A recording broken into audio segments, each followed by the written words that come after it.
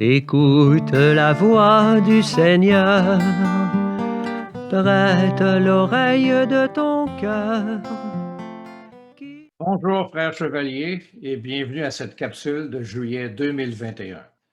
Pour le conseil, 6148, Révérend Léo Foster, Chambly-Carignan.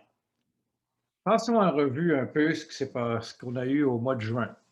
Le 14 juin, l'exécutif s'est réuni en réunion de planification, mais de façon virtuelle. Vous en avez eu le résultat la semaine suivante. Le 15 juin était la collecte de sang de Emma Québec. Les chevaliers se sont présentés comme bénévoles et ce fut un très grand succès. Emma Québec nous a attribué au Conseil Chambly-Carignan un certificat de reconnaissance pour les 75 années de notre participation. Alors, félicitations à tous les gens impliqués. Et le 21 juin, une très bonne date, c'est la date que finalement nous nous sommes tous réunis en personne au Conseil pour la réunion des membres. Dans le rapport, il y a eu les rapports financiers et le rapport du Grand Chevalier et le rapport du directeur des programmes. J'aimerais toucher au rapport du directeur des programmes. Il nous a parlé de la revue Le Câble. Et je dis bien revue et non journal. À partir de la prochaine édition qui devrait sortir soit vers la fin juillet ou le début du mois d'août, c'est une revue virtuelle qui vous sera présentée et bien étoffée à 32 pages. Alors, bonne lecture. Par la suite, il nous a parlé de la circulation sur la page Facebook du Conseil et il y a beaucoup d'activités, les images changent, et il y a beaucoup d'allées et venues. C'est une page qui a beaucoup de succès. Il nous a rapporté que nous avons atteint le prix des fondateurs et le prix McGivney. Et nous sommes qualifiés pour recevoir le prix du Conseil étoile. Nous l'avons eu l'an dernier et tout indique que nous l'aurons encore cette année pour une deuxième année consécutive. Donc, c'est un très bon effort de la part du Conseil. Et surtout, en temps de pandémie, nous avons réussi à accomplir ce que beaucoup ont essayé mais n'ont pas réussi. Alors, soyons-en son cœur et peut-être qu'on ira pour un trio l'an prochain. Nous verrons. Par la suite, il y a eu l'instauration de notre nouveau grand chevalier. Ce fut une cérémonie qui empreinte de beaucoup de place. C'était une très belle cérémonie, la passation du marteau de cérémonie, si je peux dire, et des clés de notre ancien grand chevalier Robert Pouliot à notre nouveau grand chevalier Jerry Flanagan. Et il nous a présenté le nouvel exécutif. Alors, tout s'est bien déroulé. Ça a bien fini avec, comme à l'habitude, un bon café et des bons beignes. Pour le mois d'août et juillet, c'est la relance après COVID. Nous avons un calendrier tentatif qui va être publié dans la revue. Et il faut voir aussi sur le site web la formation post-COVID, le guide du programme de reprise des activités post-COVID. Et je vous invite fortement à aller visiter le site du Chevalier de Colomb du Québec pour voir ce qu'il y en est. Je dois vous donner aussi les nouvelles de la paroisse. En fait, les Chevaliers de Colomb sont là pour aider la paroisse, c'est le soutien de la paroisse. Eh bien, je dois vous dire que tout va bien. Avec la levée des restrictions, nous avons plus de personnes qui viennent. C'est bon de voir des visages qu'on n'a vus depuis très longtemps. Et les revenus ont bien baissé durant la pandémie. On espère se rattraper un peu dans les mois qui viendront. Nous préparons le calendrier paroissial. Espérons le sortir au mois d'août. Et tout comme le Conseil, nous nous préparons pour la post-COVID en continuant de mettre sur pied toutes les fraternités. Beaucoup d'ouvrages à faire, mais ça va très bien. Et nous remercions énormément les Chevaliers de Colomb de nous avoir aidés lors de toutes les célébrations dominicales. Il y avait des chevaliers à la porte, soit dans le temps qu'on avait un registre pour enregistrer le monde, pour vérifier si le monde était bien enregistré. Maintenant, pour respecter la distanciation à l'arrivée des gens. C'est un ouvrage souvent qui est ingrat. Il y a des paroissiens qui n'aiment pas tellement ce qui se passait, mais c'était la loi, il fallait y faire, il fallait leur expliquer. Et tout s'est bien déroulé.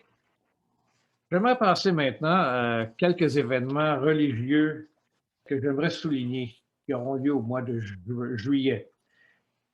J'aimerais vous parler de Sainte-Anne et Saint-Joachim. Nous avons une chapelle à Carignan qui est maintenant fermée, la chapelle Saint-Joachim. Et c'était leur fête au mois de juillet. Alors, j'aimerais vous lire de l'information sur ce couple qui est très important dans notre histoire religieuse.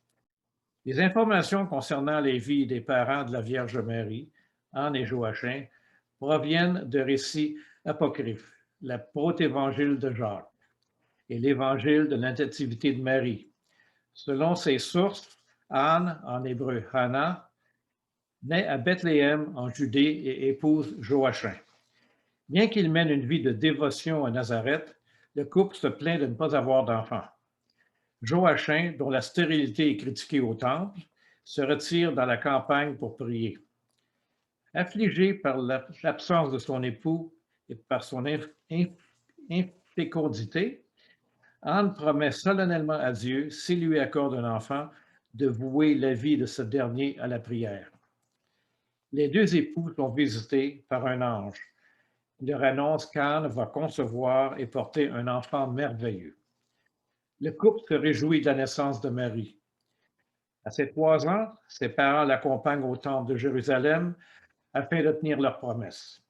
Il confie son éducation au prêtre. Cet événement devint par la suite si important de la doctrine chrétienne qu'en 1585, le pape Sixte V intégra dans le calendrier de l'Église d'Occident la fête liturgique de la présentation de Marie, le 21 novembre. Si cette fête apparut relativement tôt en Orient, probablement à Jérusalem en 543, elle fut pour la première fois observée en Angleterre au XIe siècle. Le récit de la vie d'Anne et Joachim rappelle étrangement l'histoire d'une autre Anne, femme stérile qui enfanta le prophète Samuel, retraité dans l'Ancien Testament. Selon des sources plus tardives, Joachim meurt peu après la naissance de Marie et Anne, encouragée par l'Esprit Saint, se remarie. Le culte d'Anne est très fervent dans l'Église d'Orient dès le IVe siècle. Il est probablement introduit à Rome au 8e siècle par le pape Constantin. Le culte de Joachim n'apparaît qu'en Occident qu'au 15e siècle. C'est le protévangile de Jacques que repose la création des fêtes liturgiques de la Nativité de Notre-Dame le 8 septembre et de l'Immaculée Conception le 8 décembre. La fête de Saint-Joachim et d'Anne a lieu le 26 juillet et Sainte-Anne est la patronne de la province de Québec. Au mois d'août, nous avons l'Assomption de la Vierge Marie. Et maintenant, je vous lis un extrait fait par M. Pierre Dufresne, Notre-Dame de l'Assomption, patronne des Acadiens. Pourquoi je fais un exposé sur la patronne des Acadiens? Eh bien, il y en a parmi vous qui sont probablement de descendance acadienne. J'en suis un.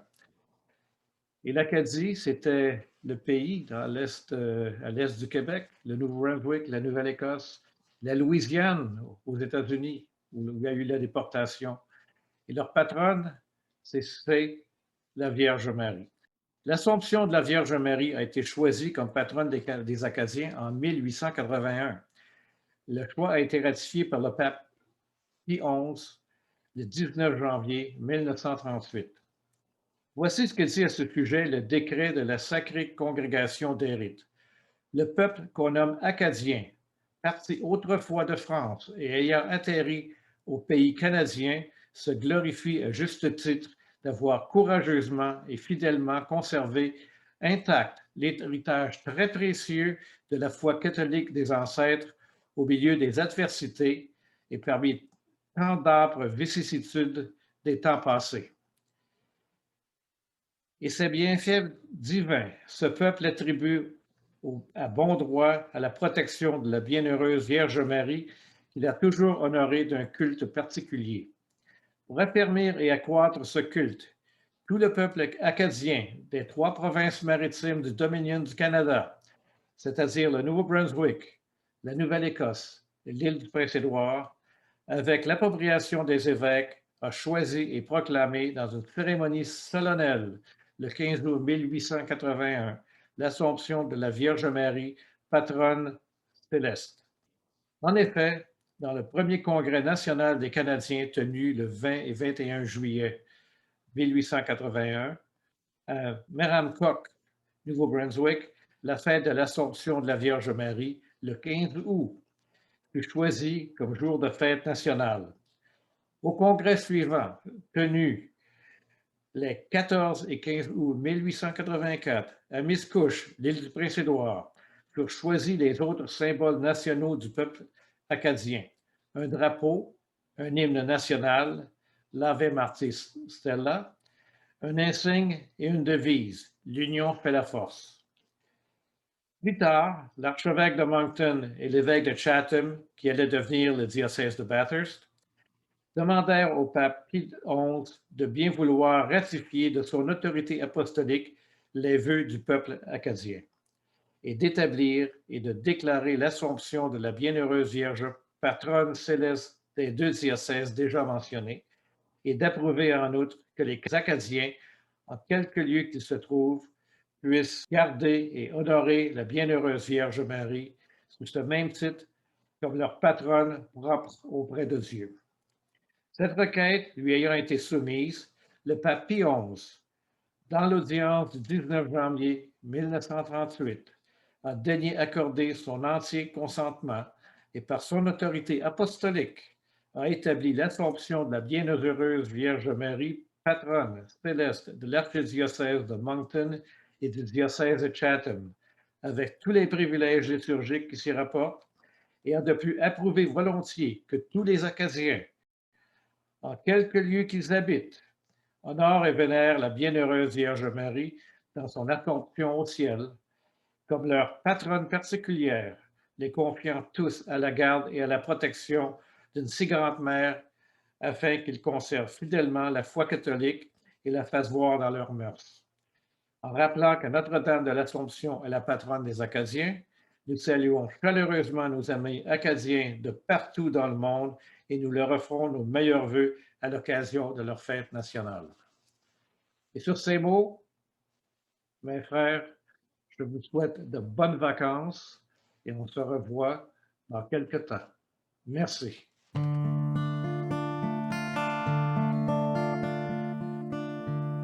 Écoute la voix du Seigneur, prête l'oreille de ton cœur. Qui que tu sois, ton Dieu t'appelle. Qui que tu sois, il est ton Père. Toi qui aimes la vie, oh toi qui veux le bonheur, réponds en fidèle ouvrier de sa très douce volonté. Réponds en fidèle ouvrier de l'Évangile et de sa paix.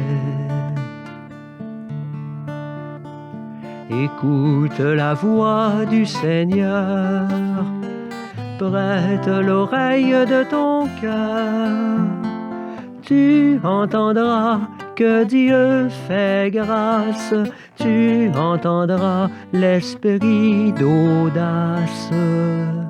Toi qui aimes la vie, oh toi qui veux le bonheur, réponds en fidèle ouvrier de sa très douce volonté.